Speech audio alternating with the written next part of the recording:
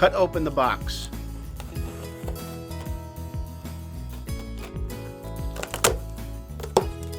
Remove the document pack.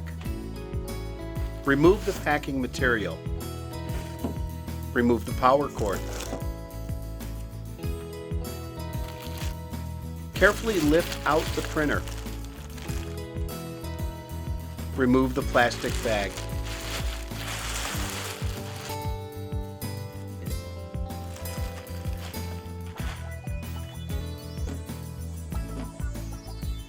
Remove the film protecting the media door. Remove the empty core from the ribbon supply spindle and retain for later use. Flip up the gold media supply guide.